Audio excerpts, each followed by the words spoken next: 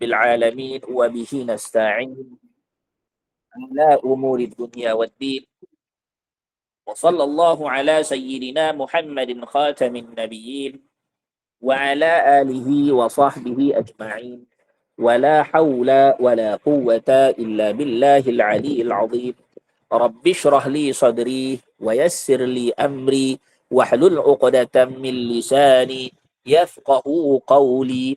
Subhanaka la ilma lana illa ma 'allamtana innaka antal alimul hakim. Amma ba'd.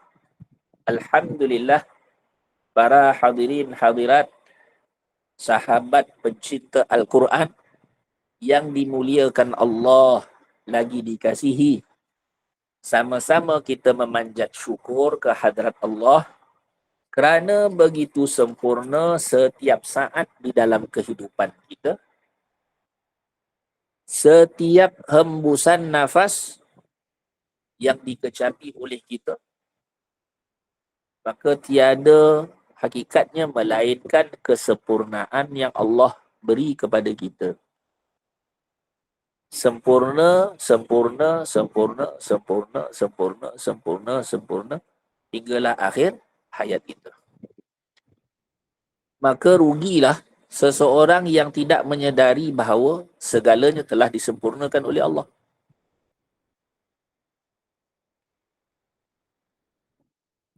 Kerana gagal untuk mensyukuri. Gagal untuk mensyukuri. Kerana syukur ni hakikatnya datang dari hati. Sebutan dari lidah itu tahap pertama, tetapi berapa besar datang dalam hati, itu adalah peringkat yang kedua. Menyedari sesuatu itu hadir dari kekasih yang maha mencintai.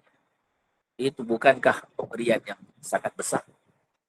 Kalau kita ada kekasih, kita cinta pada seseorang, mungkin dia memberi kepada kita sesuatu yang pada harga zahirnya murah. Pada harga zahirnya murah. Tetapi kerana ianya datang dari orang yang kita cinta, maka kita akan simpan itu seumur hidup. Bukan masalah perkara itu, tetapi yang menghadirkan perkara itu, yang memberi kepada kepada kita perkara itu. Padahal Allah Ta'ala pemberiannya sahaja dah besar. Bukan macam misal tadi. Misal tadi dia memberi sesuatu yang harganya mungkin lebih kurang, beberapa ringgit. Tetapi pemberian Allah Ta'ala saja kepada kita, pemberiannya saja, bukan dirinya, bukan yang memberi itu. Pemberiannya saja tidak mampu dibayar oleh dunia dan seisi-isinya.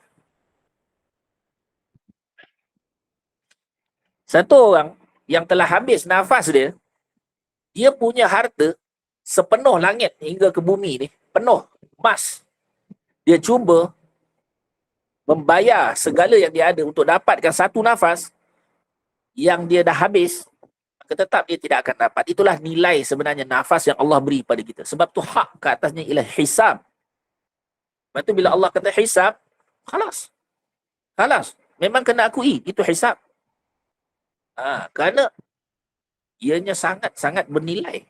Jadi pemberiannya sahaja tidak mampu untuk kita nilaikan, apatah lagi yang memberi itu kalau seseorang memahami, seseorang mencintai, seseorang meyakini, mengetahui bahawa tiada dia hidup melainkan dengan kehendak Allah. Baik, kita masuk kita punya muzakarah hadis yang ketiga pada malam ini. Masih lagi kita di dalam bab yang pertama, babul ikhlas, bab pada menyatakan ikhlas. Jadi ikhlas ialah kemuncak ketinggian iman, sehingga orang yang nak sampai kepada ikhlas itu dia melalui proses yang begitu hebat dalam kehidupan dia,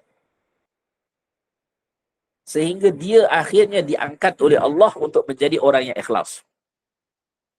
Orang-orang yang soleh, mereka memahami sebenarnya ikhlas itu bukan upaya kita. Tetapi apabila seseorang itu dimuliakan oleh Allah, maka Allah lah yang mengangkatnya ke darajat ikhlas. Sebab itu ada satu janji daripada Iblis. Iblis berjanji kepada Allah bahawa dia akan menyesatkan.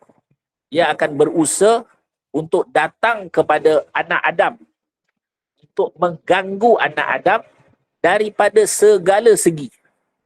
Daripada kanan, kiri, atas, bawah, segala bala tenteranya akan diusahakan, akan dikerahkan untuk menyesatkan anak Adam.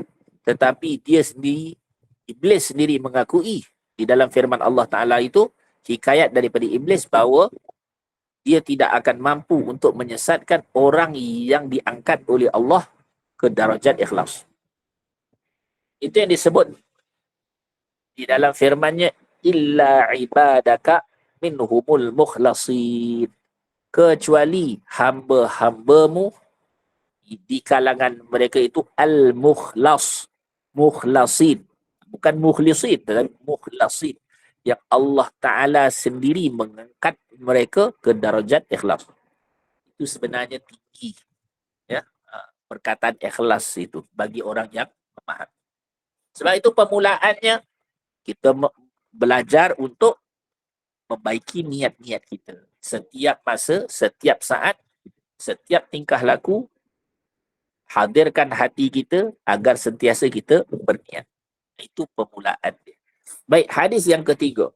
An Aisyah radhiyallahu taala anha qalat, qala an-nabi sallallahu alaihi wasallam, la hijrata ba'da al-fathi walakin jihadun wa niyatun wa idza istunfirtum fanfiru, muttafaqun alaih. Diriwayat daripada Sayyidatina Aisyah radhiyallahu taala anha, beliau berkata, bersabdalah Nabi sallallahu alaihi wasallam, tiada hijrah selepas Fatah Mekah. Jadi, apakah itu hijrah? Hijrah ialah perintah Allah untuk meninggalkan bumi Mekah ketika orang-orang Islam tidak dapat melaksanakan perintah Allah, tidak dapat menyempurnakan perintah Allah di bumi Mekah. Mereka di dalam ketakutan, mereka di dalam kesempitan, mereka dizalimi, mereka diazab. Maka Allah memerintahkan orang-orang Islam itu agar berhijrah. Jadi berhijrah ke mana? Berhijrah ke bumi Madinah. Jadi apabila telah diwajibkan, difardukan berhijrah, maka tidak diterima iman seseorang kecuali mestilah dia berhijrah. Jadi ketika itu tidak diterima iman seseorang kecuali dia berhijrah. Tidak boleh dia meninggalkan hijrah dengan sengaja ataupun dengan alasan yang remeh-temeh. Tak boleh. Dia mesti berhijrah. Kerana itu adalah perintah Allah. Maka apabila berlaku Fatah Mekah. Fatah Mekah ni bila? Pada tahun 8 Hijrah. Jadi jatuhnya kota Mekah ke tangan orang-orang Islam. Jadi di situ kota Mekah telah menjadi tempat yang aman bagi orang Islam. Orang Islam tidak lagi beribadah dalam ketakutan. Orang Islam tidak lagi beribadah di dalam kesempitan. Tidak lagi diazab, tidak lagi diseksa. Bahkan orang Islam ketika itu telah menjadi mulia. Bahkan orang Islam ketika itu telah dijadikan pemimpin. Jadi itulah kehebatan Fatah itu. Ya? Maka di situ disebut oleh Nabi tidak ada lagi hijrah, tidak ada keperluan lagi untuk berhijrah. Seperti yang kita dah faham maksud dia tadi kan. Dah tak ada keperluan dah. Sebab apa? Mekah itu sendiri adalah tempat yang telah aman untuk kita beribadah kepada Allah. Namun hijrah itu punya kesan yang sangat besar di dalam diri orang Islam. Sehingga ada sahabat-sahabat yang mana yang baru memeluk Islam selepas Fatah Mekah, mereka berasa sangat sedih. Kenapa? Kerana mereka tidak dapat peluang berhijrah. Jadi mereka tak dapat peluang berhijrah, menjadikan mereka rasa Allah menyesal yang teramat, kerana mereka tertinggal kita kata apa, peluang melaksanakan perintah Allah itu. Jadi kerana besar hijrah ni, besar, sangat besar. Sebab itu muhajirin, kan? Muhajirin ni kedudukan mereka di sisi Allah, masya-Allah, sangat sangat tinggi, kan? Sebab tu disebut wasabiqunal awwaluna minal muhajirina wal ansar. Sebab itu disebut muhajirin itu terlebih dahulu, ya. Orang-orang yang terdahulu, yang mendahului, al-awwalun minal muhajirin, di kalangan orang-orang muhajirin. Kerana itu kesan daripada hijrah itu sendiri. Tetapi rahmat Allah masih lagi kekal untuk umat Nabi SAW, ditinggalkan hijrah kepada kita, hijrah maknawi. Hijrah maknawi. Hijrah maknawi ni bukan makna hijrah daripada kota Mekah ke Madinah lagi, bukan. Tetapi hijrah dengan makna kata ialah meninggalkan. Meninggalkan makna dia. Apa hijrah yang masih ditinggalkan? Tengok disebut dalam hadis. Jihadun wa niyatun. Nampak? Dua hijrah yang masih kekal hingga ke hari kiamat sebagai rahmat untuk umat Nabi SAW. Yang tinggal ialah jihad. Nampak? Jihad itu juga adalah hijrah. Kenapa? Kenapa jihad itu sendiri adalah hijrah? Kerana seseorang itu ketika hidupnya, cuba kita lihat diri kita. Kita lihat apa yang berlaku dalam diri kita. Bukankah kita suka kepada kesenangan?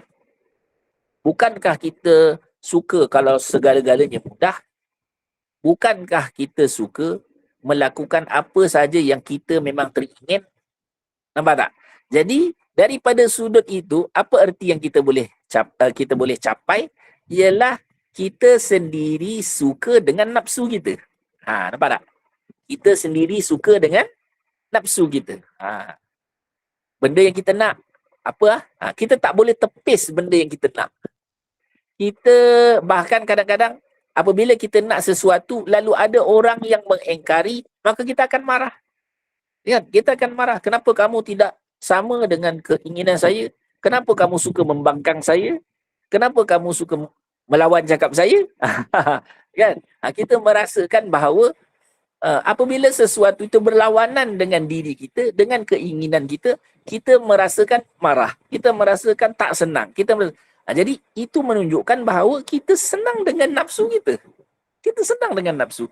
Maka yang tinggal untuk umat Nabi, kehebatannya ialah jihad. Jihad. Jadi jihad, satu ada jihad yang kita faham daripada sudut zahir. Seperti mana di Gaza sekarang, di Palestin, mana jihad yang ada iqdam wa difa'. Iqdam wa difa' mana jihad qital. Kita faham itu. Ya, apabila suatu kita kata negara telah ditindas, cuba untuk dicerobohi, cuba untuk diambil, maka rakyat itu mempertahankan. Itu namanya difa', jihad difa'.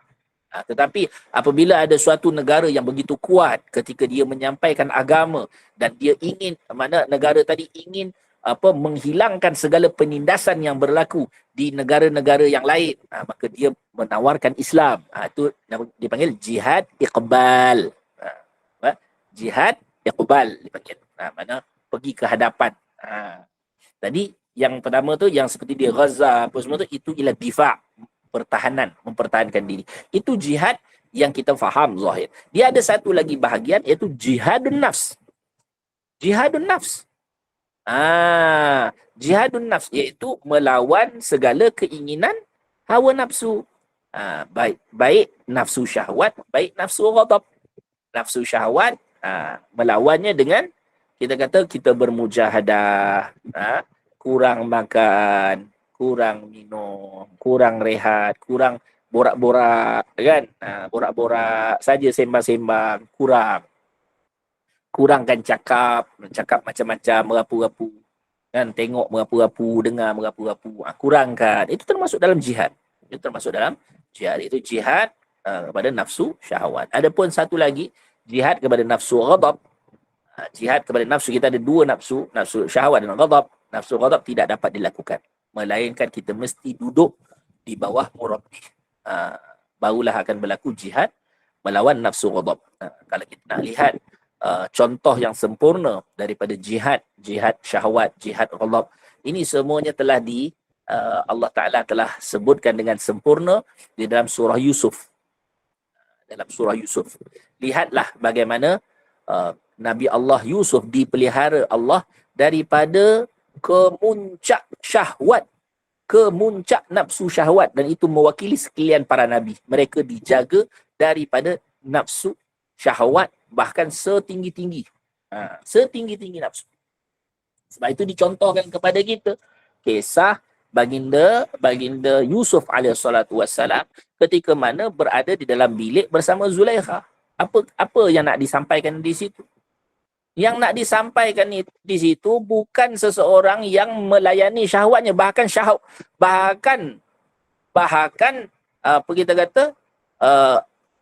kita kata syahwat itu sendiri yang datang kepada dia. Maksud dia apa? Benda itu sendiri. Mana kan kalau kita nak buat jahat, contoh, kita nak buat jahat, kan kita mencari siapa yang kita boleh buat jahat.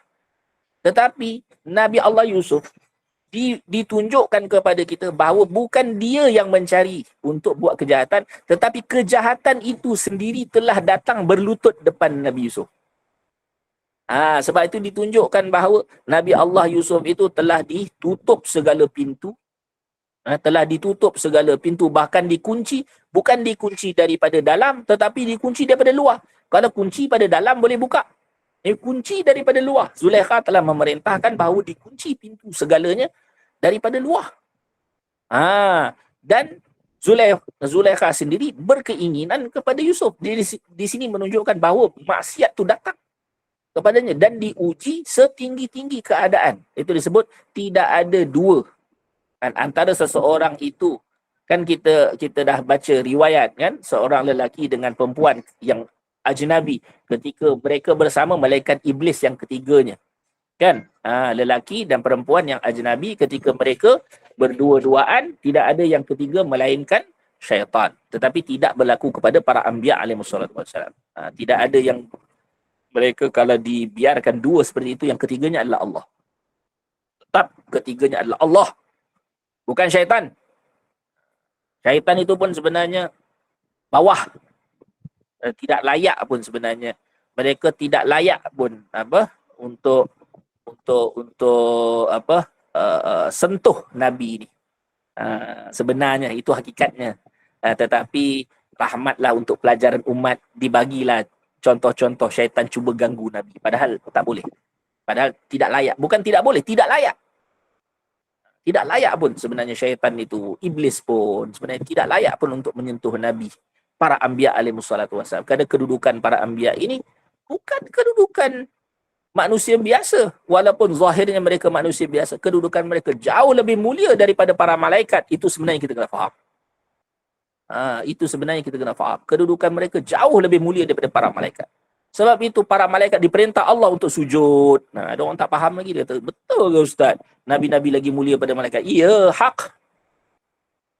Sebab itu ditunjukkan dalam Al-Quran, Nabi Allah Adam ketika selesai penciptaannya, maka disuruh sekalian malaikat, jin, syaitan, iblis pun. Iblis tu bahkan ketua segala jin. Disuruh sujud kepada Adam alaihissalatu. Malaikat itu sendiri, ketua malaikat itu sendiri disuruh sujud kepada Adam alaihissalatu. Maka awalnya ketua malaikat itu iblis. Tetapi bila dia ingkar, maka Jibril naik tempat dia. Kita nak bagi tahu bahawa para nabi ni mereka lebih mulia. Sangat mulia lebih pada para malaikat. Sebenarnya segala syaitan, nafsu, syahwat ni sebenarnya tak boleh kacau dia. Tetapi untuk pelajaran bagi umat Nabi SAW, maka ditunjuklah contoh. Sebab itu ditunjuk Zulaikha dengan segala kemewahan dia, dengan segala kecantikan dia, dengan segala godaan dia, ada di hadapan Nabi Allah Yusuf. Tetapi Nabi Allah Yusuf tetap Allah lah yang mempertahankannya. Sehingga berlakulah kisah dia. Kita tak dapatlah nak cerita di sini. Dan maka Allah Ta'ala menjaga Nabi Allah Yusuf. Itu daripada syahwat. Sempurnanya. sehingga dipelihara sehabis-habisnya, setinggi-tingginya daripada syahwat. Adapun ghadab, nafsu ghadab, macam mana nafsu ghadab? Macam mana ditunjuk kepada Nabi Allah Yusuf nafsu ghadab? Kan lihat selepas itu bahawa Nabi Allah Yusuf dimasukkan penjara dengan apa? Bukan kerana dia buat salah, tetapi dia difitnah. Dia difitnah, dia disakiti, dia disusahkan, dia ditohmah, dituduh macam-macam dan dimasukkan ke dalam penjara. Tetapi baginda Yusuf alaihissalatu wassalam tetap menyedari bahawa itu datangnya dari Allah. Itu tetap datang dari Allah. Kalau kita, kalau saya lah kan, kita akan pertahankan kebenaran. Padahal bukan kebenaran. Ketika orang yang Allah nak muliakan, Allah tak mahu pun dia mempertahankan dirinya. Kau jangan pertahankan diri kau, pertahankan aku. Allah kata. Maka Nabi Allah Yusuf masuk ke dalam penjara itu dengan rela hati. Jangan kau pertahankan diri kau. Siapa engkau? Diciptakan oleh aku. Allah Ta'ala kata.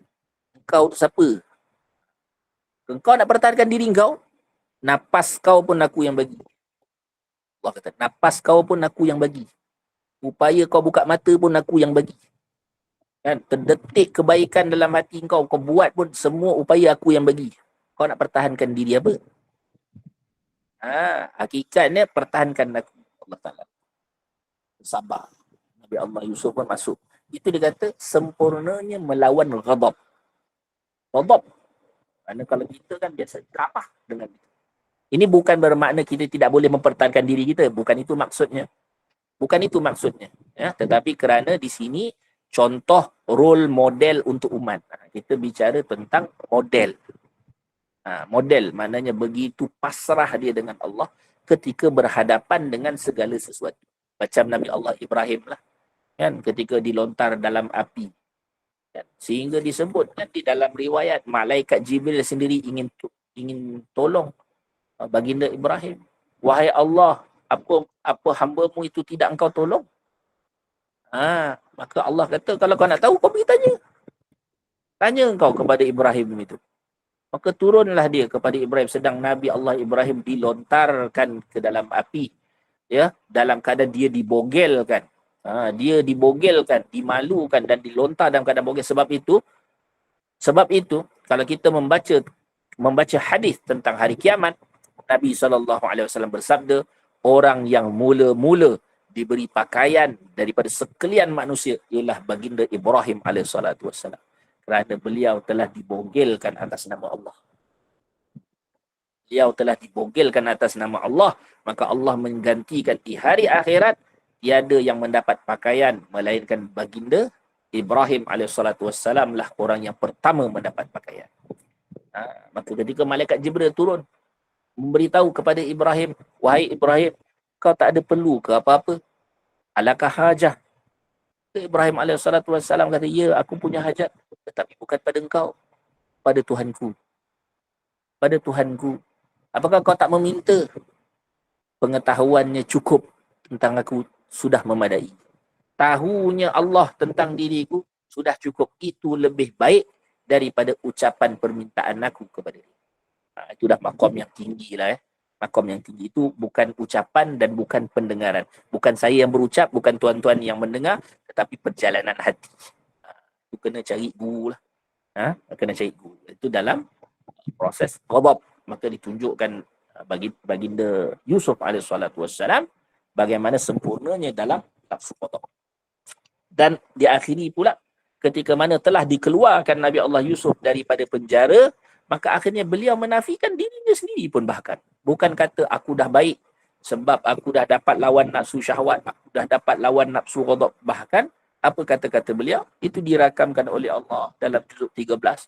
Ayat yang pertama, wa ma ubarri'u nafsi innan nafsa la'ammaratun bis-su'i illa man rahima rabbi. Itu perkataan Nabi Allah Yusuf. Wa ma ubarri'u nafsi, tidak sesekali aku akan membersihkan jiwa. Aku tak akan cakap aku baik. aku takkan cakap aku pandai. Aku takkan cakap aku hebat. Walaupun segala yang berlaku itu memang hebat, tetapi sekali-kali aku tidak akan cakap aku baik, aku pandai, aku hebat. Tak. Sebenarnya dalam diri aku apa? Innan nafsala ammaratun bisu. Dalam diriku ada nafsu yang sangat-sangat memerintahkan perkara yang buruk, kecuali orang itu diselamatkan oleh Tuhanku. Nampak? Akhirnya dia kembali memuji bukan dirinya, dia memuji Allah. Itu. Itulah dipanggil kesempurnaan. Itulah jihad. Tengok ya, dalam hadis tu. Tetapi yang tinggal, hijrah yang tinggal untuk umat Nabi, dua, iaitu pertama jihad, itu yang kita sebut tadi, jihadun nafs, sama ada jihadul qital yang di luar ataupun jihadun nafs. Macam contoh keadaan kita kan, kita sekarang, kita bukan jihadul qital, tapi jihadun nafs. Kalau di Palestin, di Gaza, di Yaman itu, jihadul qital. Kalau kita sekarang, apa jihad yang kita nak buat? Ialah jihadun nafs. Dan Nabi kata, yang kedua tinggal ialah niyatun. Nabi kata, hijrah yang masih ada untuk umatku ialah niat. Nampak? Sebab itu kita akan jumpa nanti insya-Allah di dalam bab taubat. Nanti kita akan jumpa hadis macam mana satu orang yang diberi Allah niat. Bermula niatnya menjadi hijrah bagi dia. Daripada ahli neraka, daripada ahli maksiat kepada ahli taat. Daripada ahli neraka kepada ahli syurga. Itu semua bermula dengan niat. Maka niat itulah hijrah. Mana hati tidak lagi suka terhadap maksiat. Hati telah, kita kata apa, telah begitu, kita kata apa, tidak selesa, tidak gemar, bahkan ingin berpaling daripada maksiat yang dilakukan. Itulah permulaan hijrah. Dia punya niat, bilalah aku ni nak taubat, bilalah aku ni nak taubat. Sikit-sikit buat maksiat, sikit-sikit buat maksiat. Pak hati dia dikurniakan Allah niat. Sebab tu niat itu ialah sebahagian daripada hijrah yang masih ditinggalkan Allah untuk umat Nabi sallallahu alaihi wasallam. Maka baginda sallallahu alaihi wasallam mengakhiri daripada dua hijrah yang ditinggalkan untuk umat itu. Nabi pun bersabda, wa idzastum firtum fanfiru. Apabila kamu diminta untuk keluar, mana keluar berhijrah, maka keluarlah sekalian kamu. Mana itu menyahut perintah daripada Amirul Mukminin. Kalau kita kata tadi jihadul qital tadi, dia berhajat kepada negara lah, pemerintah lah. Kita tak boleh tiba-tiba nak buat kumpulan kita sendiri pergi perang. Tak boleh, tak boleh. Sebab jihadul qital itu dia bergantung kepada kekuatan pemerintah di situ. Ya. Tetapi panggilan jihad nafsu melawan nafsu syahwat, melawan nafsu ghadab itu kan sentiasa ada. Maka Nabi kata, apabila kamu dipanggil untuk berhijrah, apabila kamu dipanggil untuk keluar, maka keluarlah sekalian kamu, mana berhijrahlah sekalian kamu.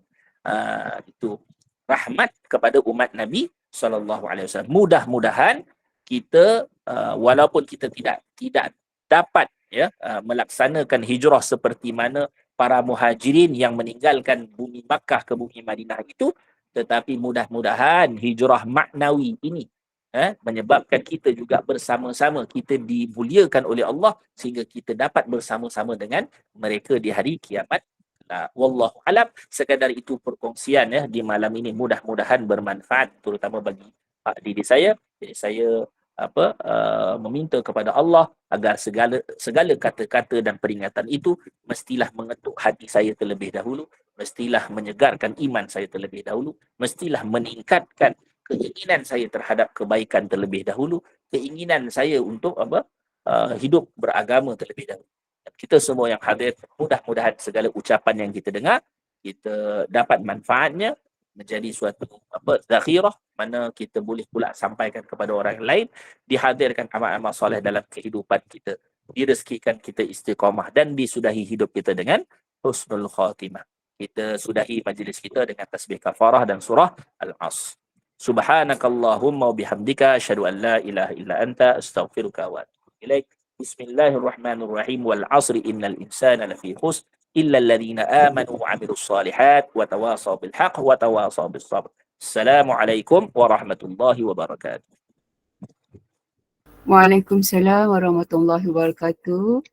Terima kasih diucapkan kepada Al-Fadhil Ustaz Muhammad Sofyan bin Muhammad Farid atas pimpinan bacaan 3 surah pilihan dan tazkirah daripada kitab Riyadus Solihin pada malam ini.